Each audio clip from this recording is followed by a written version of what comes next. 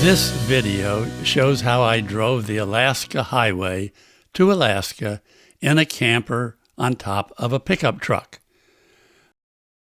I left my house south of Los Angeles and picked up my traveling companion at her place north of Los Angeles. Here we rearranged some of our supplies for the long trip ahead. Our first night was spent at a rest area in the desert. The weather was cool and clear. We had good weather driving north to Washington State, where we got our first good views of mountains. We were impressed. Little did we know how much more we were going to see of magnificent mountains. Our campsite was in view of this mountain, a great stop. We drove on to the Canadian border, stopping at a rest area early in the morning. Many people at that rest stop had stayed there overnight and were just starting to get up when we arrived. I don't know where they were headed, but we were going to drive into Canada and hook up with a highway leading north to Alaska.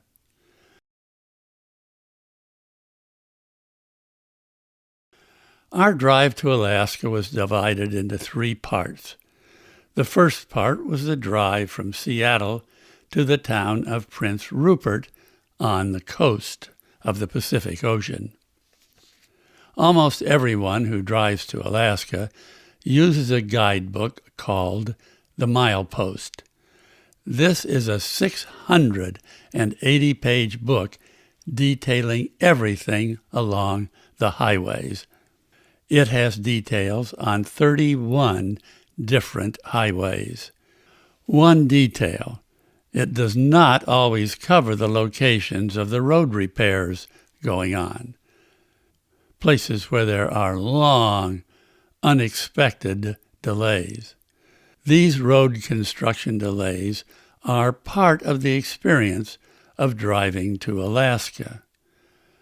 We found the best way to handle these stops was to relax, maybe talk to some of the other drivers. We drove on through the changing landscape. We often had meals beside the highway at a rest area, often with beautiful surroundings. Some wildflowers were in bloom along the side of the highway. As we traveled farther west and got closer to the Pacific Ocean coastline, we traveled through magnificent mountain ranges. It was a real treat to enjoy lunch outside in the beautiful weather and fantastic views. This beautiful country attracts many different types of travelers. I was always surprised when I saw bicyclists pedaling the highway. This couple was taking their summer vacation to bicycle up to Alaska. They were planning to take the ferry from Prince Rupert, just as we intended. They said their biggest problems were the days with the wind against them and the stretches of road repair. Hopefully you'll see lots of whales. We'll see tons of whales. Yeah. No problem with the eagles. Okay. Bye. Bye-bye. Thanks a lot. We were lucky with the weather, and as you'll notice, there was very little traffic on the highway going west from Prince George, Canada, to Prince Rupert, Canada. My traveling companion actually finished several novels during the course of the trip. This highway is long. Fortunately, the scenery kept me from getting bored during these long stretches of driving. Finally, the weather did change, and for the worse, when we got to Prince Rupert on the Pacific coastline. When it first started raining, we discovered a leak in the camper's front window. Things inside the camper were getting wet. Now, this glass store had a large garage. We just pulled the camper inside so the man could work on it without getting wet.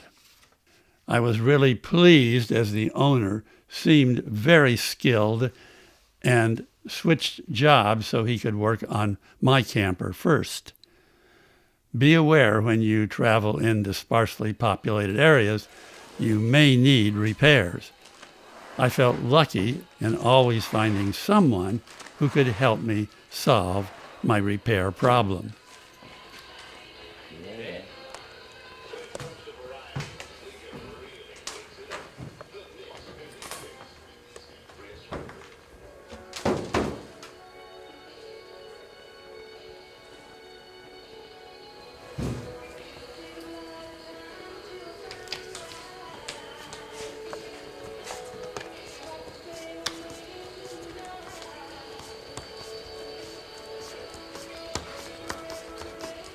The town of Prince Rupert, Canada, has a nice display of totem poles.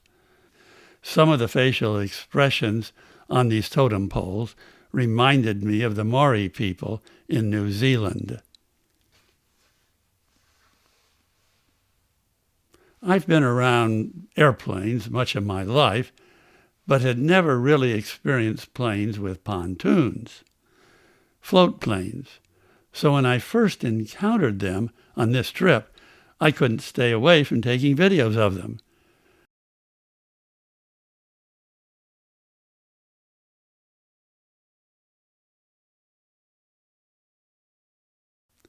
These pontoon planes are, of course, essential to get out into the wilderness areas where there are no roads, no landing fields, and lots of adventurous people waiting to get out into the wilderness areas to hunt, fish, hike, and camp. There are some villages along the coastline with no roads in and out. Boats are the main transport, but when something's urgent, you need to fly, and float planes make this possible. So we had finished the part of the trip, the first part, where we drove from Seattle to Prince Rupert. In the next part, we would take a ferry from Prince Rupert, Canada, to Haines, Alaska. The ferry dock at Prince Rupert was very unpretentious, and there were a lot of vehicles of all sizes waiting to move into position. Lots of travelers had concluded, as I had, that it would be much easier on us to let the ferry carry us north. This ferry is very popular and is called the Alaskan Marine Highway. You have to make reservations in advance. You can arrive without a reservation, drive into the waiting line, and hope you'll get space. These ferries can handle very large vehicles and trailer rigs. These are working ships, not cruise ships. The weather stayed threatening. The vehicles that were going to get off first, that is to say on the stops between here and Haines, were allowed on the ship before I got on, because they'd need to get out through the front of the ship when they arrived.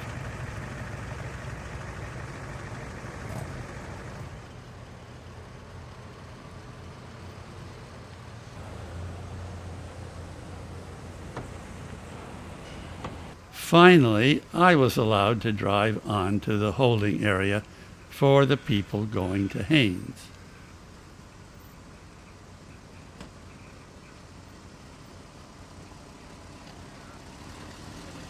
Slow and easy was my approach to boarding.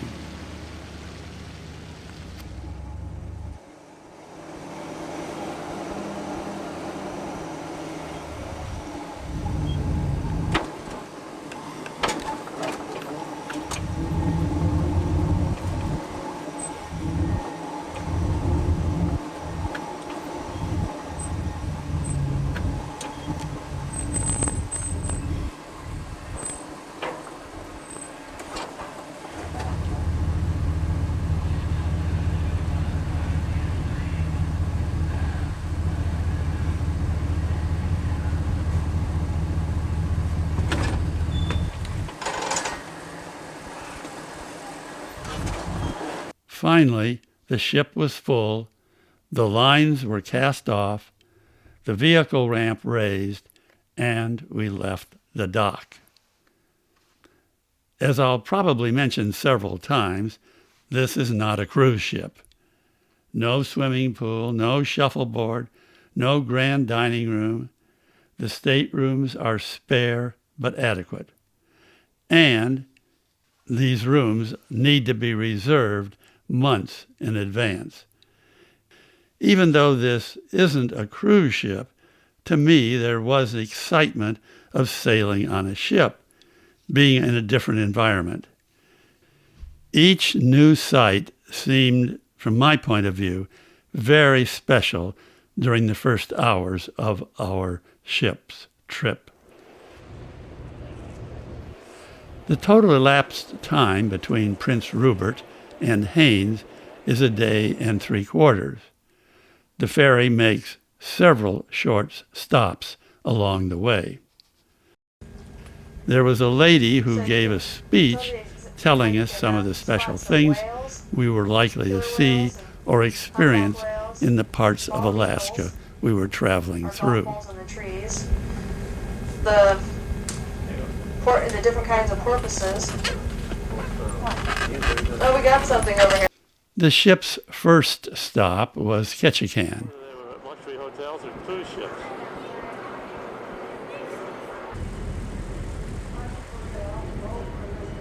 Lots of cruise ships docked here for a good part of a day. We just barely had time to go ashore for a couple of hours. We saw totem poles. The artists make very interesting faces in the wood.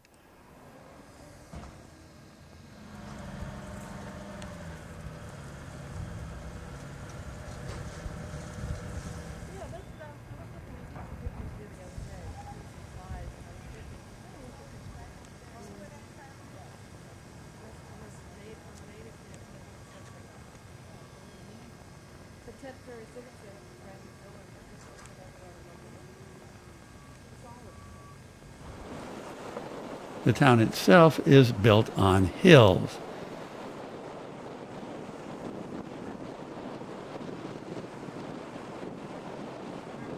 And there were float planes which captured my attention also. Commercial airlines fly in and out. So these were some of the sights that we saw during the short time we were in Ketchikan. The ship's stop in Ketchikan was long enough only to unload the cars that wanted off and to load the batch of cars that wanted on, and then we were back on our way. This is what one of the Alaska Marine Highway ships looks like when it's underway. I think it's clear that it's much smaller than the cruise ships most of us are used to seeing. And while you're underway on the ferry, the sights we see out over the water are the same you would see if you were on a cruise ship. Magnificent country, fantastic sky.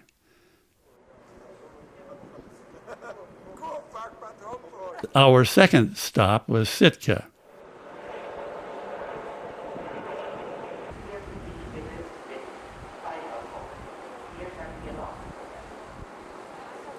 Some locals set up tables out beside the ship's dock where they offer souvenirs for sale. The whole process is casual and has a homey feeling to it. I didn't know what I'd do with any of the stuff they were offering.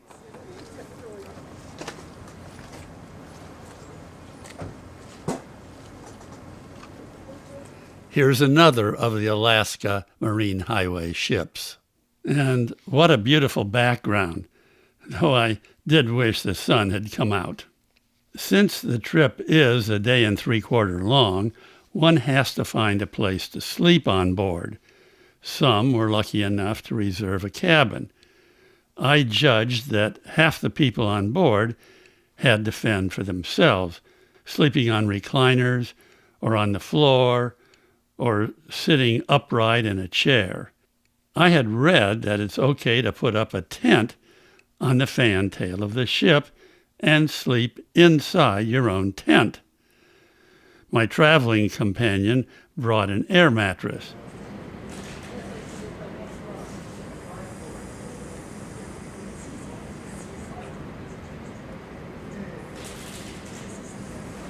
I felt that putting up the tent on the ship was a good practice for what we were going to be doing later in the trip.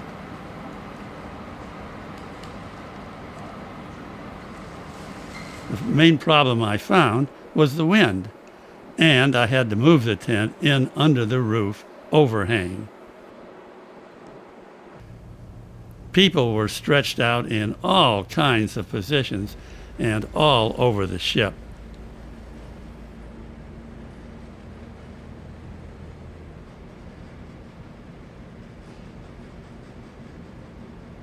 My tent survived the night just fine. No one seemed to think I was doing anything out of the ordinary. The next morning, while we were underway, the crew practiced a lifeboat drill. They lowered the lifeboat down the side of the ship and then cranked it back up. Good to know the lifeboats worked.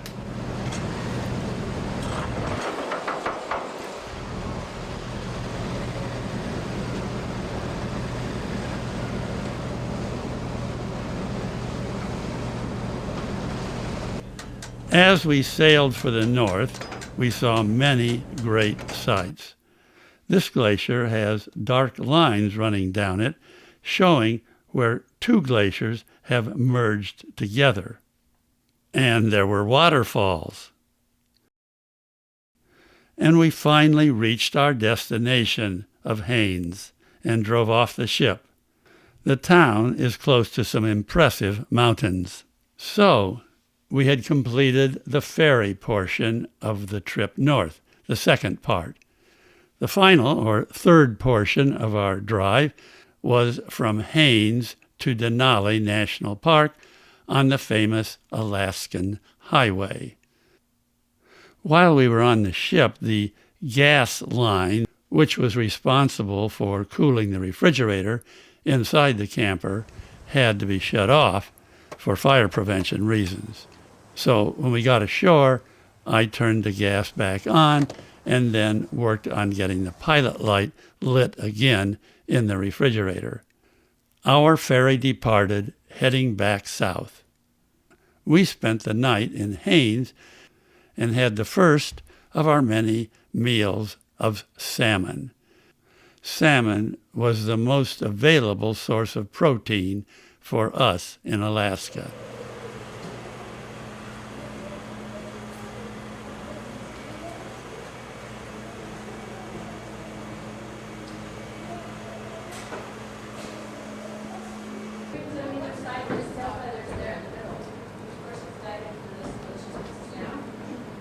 The next day, we were on our way.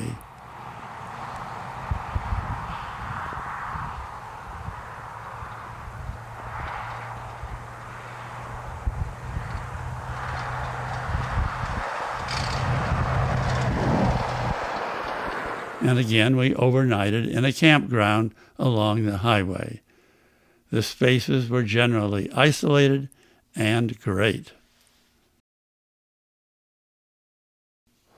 A new day, and we were back on the road. There were slower-moving recreational vehicles to contend with, but the most memorable obstacles came in the form of road repair and construction. Good morning. How are you? Okay, I just want you to follow this guy through when he starts to go. No stopping and no passing. The traffic often was one way at these locations, and a pilot car took a line of cars one direction. Then the pilot car turned around and took the cars waiting to go in the opposite direction. Lots of heavy equipment at work.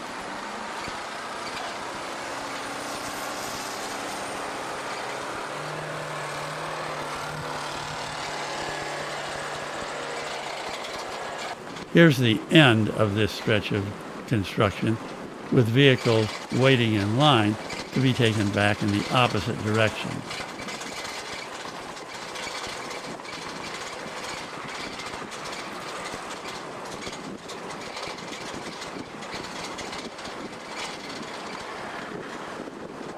there would be a stretch of good highway, then more road construction work. Not enough? No, it runs one more corner. There were long stretches of road repair and then rerouting. Hi. Up ahead, trucks are dumping. They'll be turning onto, off of, and crossing the road. Just watch out for that sort of thing and give them the right-of-ways, and just follow the guy in front of you. And then back to good road. And then we would come to another place where there was construction going on.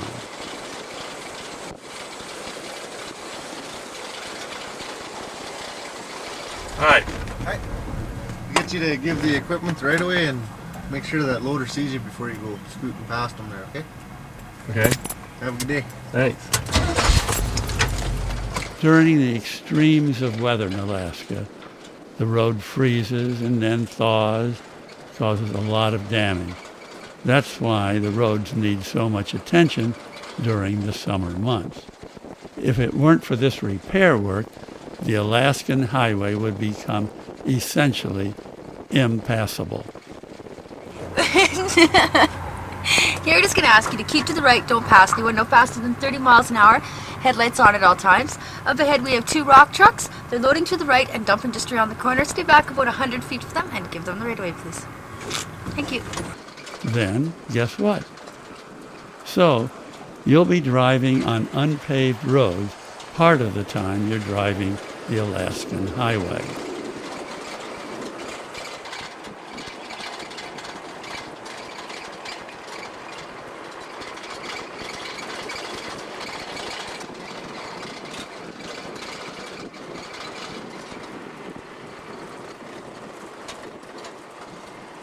Surprise!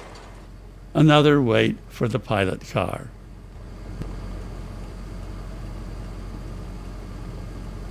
Then back to the highway, which is in the process of being repaired and improved. Driving on hard-packed dirt.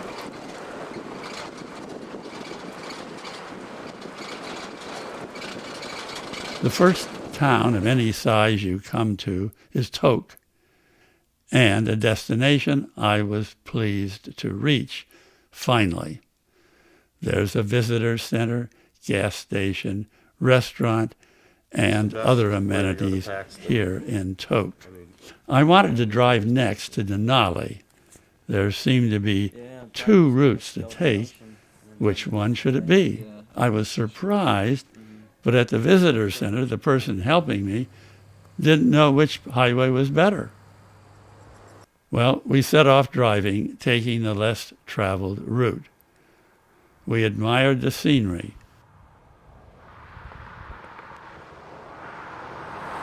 We drove right next to the famous Alaskan pipeline. It snakes along in and among those trees. I was fascinated by some of the birds that used a great deal of flying energy to try and catch their food. And the food must have just been insects.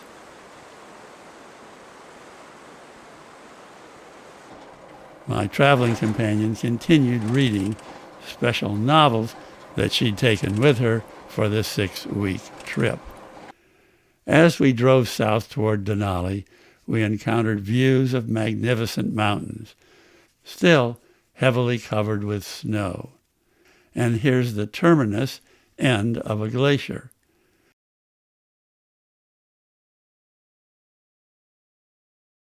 From time to time, we would see wildlife, but rarely did we stop to photograph it. These are caribou.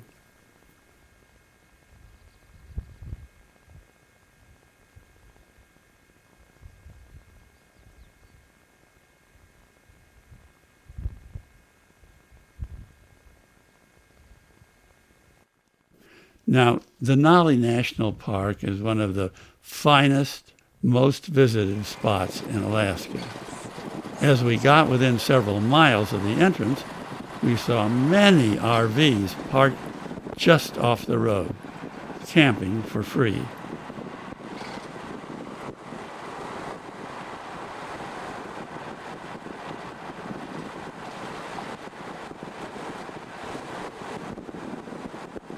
Denali National Park is a very large national park, and it contains the highest mountain in the United States. The park is located in the interior of Alaska and has a major highway and railroad passing by its border. We had reached a significant milestone in our 6-week trip, Denali National Park. However, I should mention that we had a significant vehicle breakdown at night on our way over to the campground inside the park. Somehow the clutch pedal mechanism broke. As you can see, the clutch just dangled. Somehow we were able to drive the vehicle 30 miles to a town that had an auto repair shop, arriving about midnight. We slept in the camper and waited for the mechanic to arrive in the morning. Isn't right with it. Oh, good. Well, I'm glad I wasn't crazy. Yeah, I can crawl under there and pop that off there. And one of the other guys will be coming in here just a few minutes. And what we'll do is we'll just run around the other side. So this mechanic took out the broken part, a piece of metal, and welded it back together. Then reinstalled it in the pickup truck. He did the job in less than 30 minutes. His price was very reasonable compared to what I'd have to pay for a new part. And the part lasted for another 100,000 miles on the pickup before I finally sold it to a junkyard. The people living up in Alaska have learned how to make do and how to make it work. I was impressed.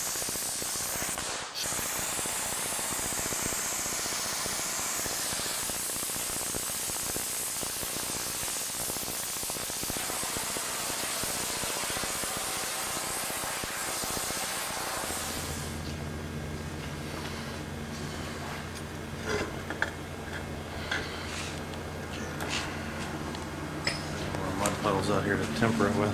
Is that the way you do it? You cool it off like that, and that. If there's a mud puddle left, it will. Take it apart.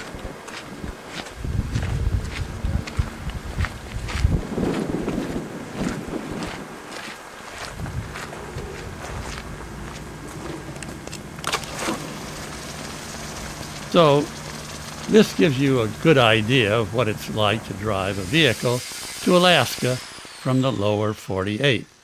It's definitely an adventure. Be ready for the unexpected and be sure to enjoy the great state's attractions. I've made several videos from this trip to Alaska, each on different subjects. I invite you to watch some of them by entering the words Franklin Clay Films Alaska in the YouTube search box.